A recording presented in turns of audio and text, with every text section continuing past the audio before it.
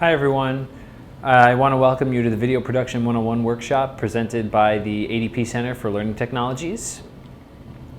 My name is Mike Statiel. I'm the graduate assistant here at the ADP Center, and I'll be running the workshop today. We're going to cover 4 basic ideas. First is the benefits of video and why you should use it. Second is camera basics, so what should you know about shooting and using the camera in the classroom, etc. Third is shooting tips, so how do you actually do it? And lastly is iMovie editing. So once you're filmed, now what? What's the next step? So first we'll cover benefits and why you should use video. So we're in a very changing world, and there's a new generation of learners out there, and it is proven that students and the audience are much more engaged when you incorporate video into the classroom. That's with Generation Z learners. They're much more visual than ever before, but the collaboration with audio and visual images versus just an audio or a text in front of them is much more enticing and allows them to retain more. So EdTech Review did say that a visual in the form of video is much more retained in a human brain versus just text or audio. So everyone wants students to excel, and by using video it does help to incorporate so many different pieces of the brain and different ways of learning into one. So first thing to discuss is this first box here. So by creating a unique and personal message, students are forced to apply their highest level of cognitive abilities to synthesize abstract ideas into digital media for others to experience. So you're asking your students essentially to take all their information that they've ever learned, plus skills of dialogue, so different speaking skills, public speaking, editing skills, computer skills, and allowing that to be portrayed through a video, through a project to help the audience understand what they might be putting across. Next, so the definition of knowledge has changed from mindless memorization to genuine performance. So it always historically had been that students were reading, taking tests, taking quizzes to practice just so they could memorize the information and be able to recite it back on a test, and then not really retain it. So what this allows you to do by using video helps students to actually understand what they're talking about before they are able to put it out there. So they have to either write it out, so they have a script or some other form of dialogue before they can understand how they can film and how that's going to be portrayed by the audience. So next down here, visual composition requires the creators to employ linguistic skills during writing and editing stages. So that's what I just touched on briefly, that in order to film a video, you need to have some sort of plan beforehand. You need to either have a script or a basic template that helps guide your conversation and what you're talking about. And lastly, the collaborative aspect of video production fosters communication and collaboration skills within the crew members. So generally I would say video production is not a one-person job. There are a lot of people working together on a project, whether it's somebody that's shooting the video for you, somebody that's then going to help edit, the team that helps decide what is going to be in the video and what you're going to be discussing actually. All of this comes together in a group effort. So second is camera basics. What do you need to know? There are so many different ways that you can make video production fit within your classroom, within projects, whether it is you showing videos that were already made in this style to help discuss a topic, or if you are using it as a project, so your students would then be creating these videos. So the first one up here is I Speak. The video next to it is a visual reproduction of Macbeth. So what I Speak does, they're very heavily used in language arts classes, and it allows students to take a full work, written work, whether it's a play, a short story, a novel, and create a visual representation of that work. So it is then allowing a much more visual understanding of the text and shows you that there is a full understanding of what was actually happening in order to create this video especially if it's a play, something like this with Macbeth and Shakespeare, the language could be very difficult for some readers, but if they can understand the general idea, they can recreate it and help to further their understanding as well as help others understand. A poetry video like this one here. So poetry, a lot of students tend to struggle with poetry because of the language that's used. So these videos would help to comprehend what is being discussed within poems. By representing written poems in video format, students are able to appreciate the nuances of poetry that can sometimes be missed. So the rhythm, the tone, different imagery that's being discussed. And what this video is actually poetic devices from popular songs. So it just gives an example of where you could see these devices. So a hyperbole in Grenade by Bruno Mars. So it's a popular song that most students will know in the classroom and gives you a poetic device. So this even shows you how you can help students better understand poetry devices in general. And then they could also take a poem that they're reading in class and read it aloud in a video, which would help them better understand how it should be put across. And uncommercial, so these types of videos are selling or informing an audience about a concept or a theme. This video that I'm filming right now could technically be considered uncommercial because I am informing the audience about video production. 3 more types. Movie trailer. So these are a little similar to the I Speak videos, but different in the sense that they are much shorter and they're touching on the key concepts. So I Speak, you're touching on the whole story. You want all the details, all the characters, everything that's happening. Give me the full story from start to finish.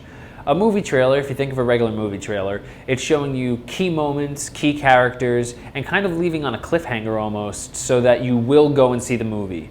So what this movie trailer does is allow the students to fully read a text, be able to decipher what's the most important, what things need to be talked about and covered, and then somehow pull in the audience to want to read that book or the short story or the play that they're discussing. Public service announcements. So everyone, I'm sure, has seen a public service announcement at some point. This is very different than the other video forms because they're very short, but they allow students to demonstrate creativity and also compassion because they're sensitive topics that they're talking about. So this video is texting and driving. A very crucial topic, something that needs to be talked about, but coming from a student's perspective, it could be very different. So it does allow students to be creative in how they make the public service announcement, but also show advocacy and be able to be compassionate for others that might have dealt with something as a result of texting and driving. And then a new segment, documentary.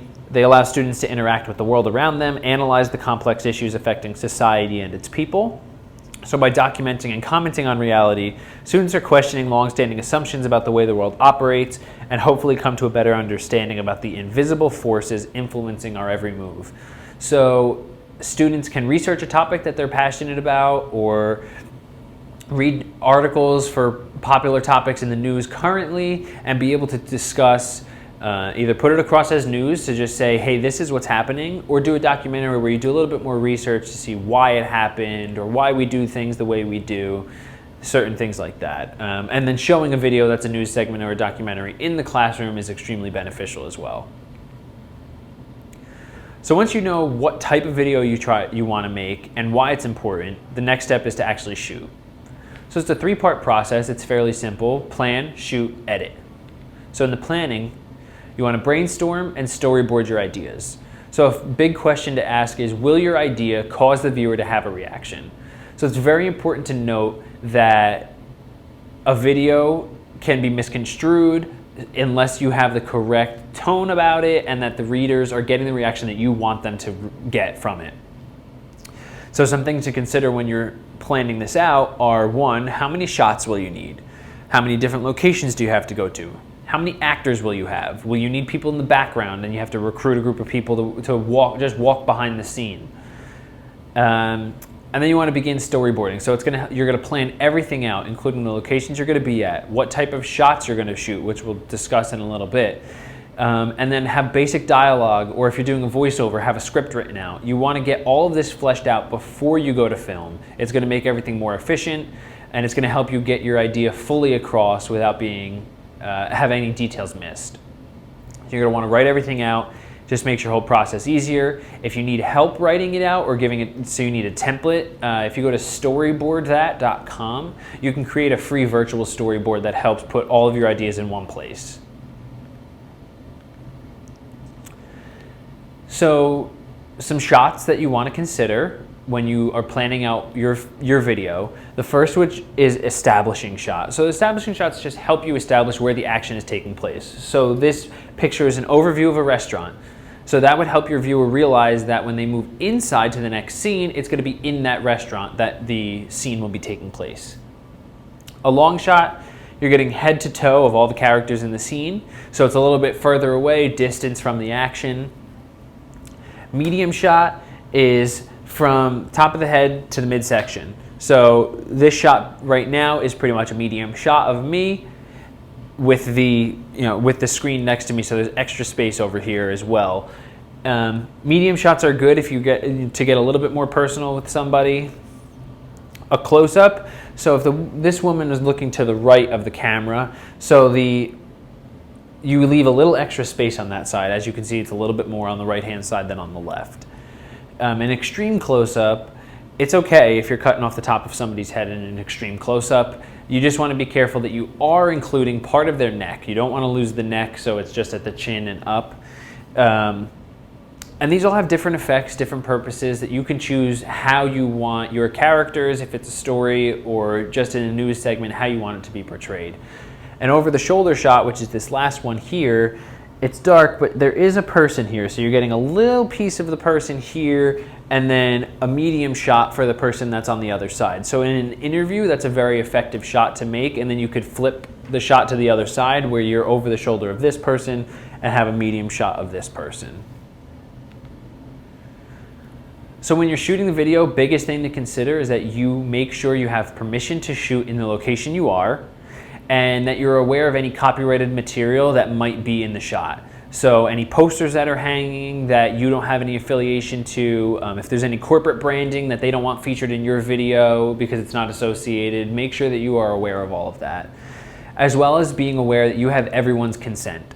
So you want to make sure that even people in the background know that you're shooting and that they may appear on camera.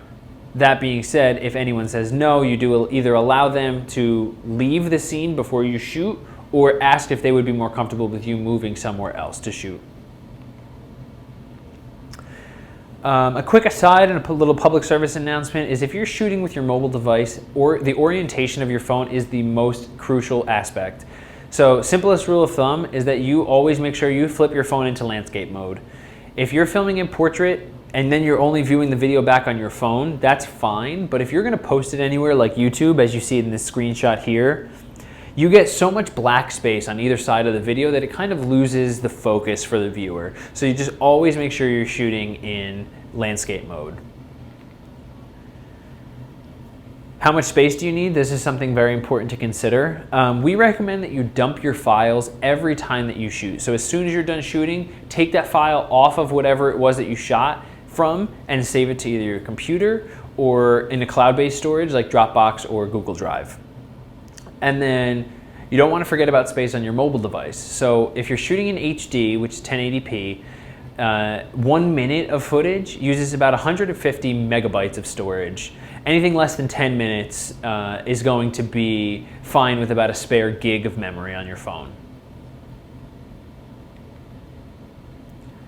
Some quick do's and don'ts when you're shooting with lighting. So you don't necessarily need expensive lighting equipment. You just want to use bright space, be outdoors, space near windows so that you can get natural light coming in. It really helps boost the look of your scene.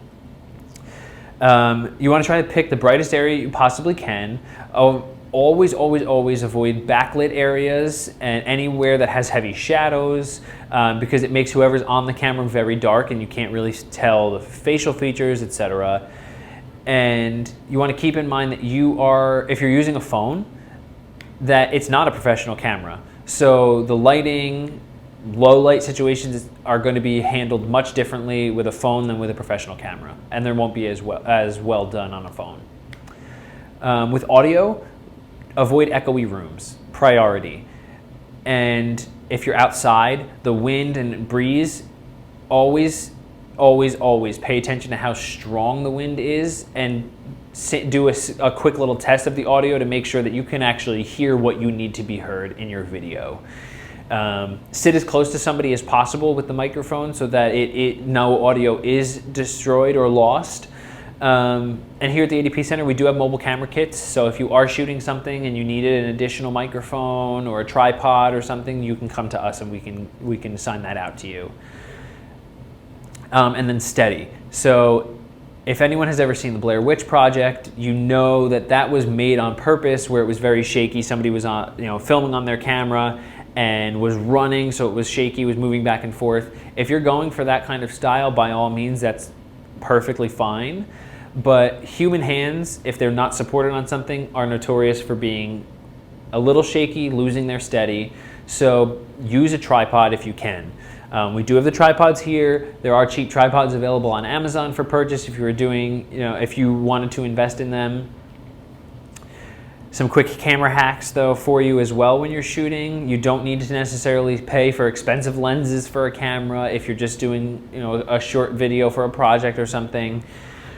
In the sense of tripods, you can make your own makeshift tripod with some binder clips and either a piece of cardboard or something a little sturdy in the middle connecting them, and you just rest your phone right on the top. With the coffee cup holder as well as the Pringles can, it does help to focus and almost create a fisheye lens to an extent. A plastic bag over the lens helps to shadow and kind of muffle the scene to focus you on the center. So there's just some quick things to consider when you are filming, cheap ways to change the way that your shot is portrayed. And the last step is iMovie editing. So you filmed everything, what's next? So you want to focus on getting clips into the app in their proper order. So if you have 6 clips that will compile to be one video, make sure they're in the first one that you need all the way to the last in that order.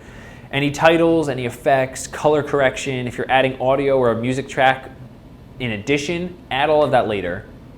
You just want to first watch your video straight through to make sure that the story that you're trying to put across makes sense and that it actually looks decent, so that you don't have to go back and edit and refilm an entire portion.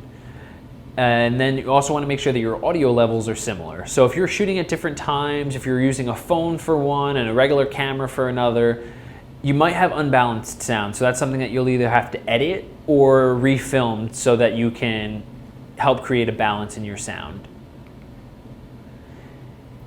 This was a very quick and dirty Video Production 101 workshop, but if anyone has any questions, feel free to send me an email, statilem1@montclair.edu. That's STATILEM1. I'd be more than happy to help you out if you had any questions. But I thank you all for watching and joining us for the Video Production 101 workshop at the ADP Center.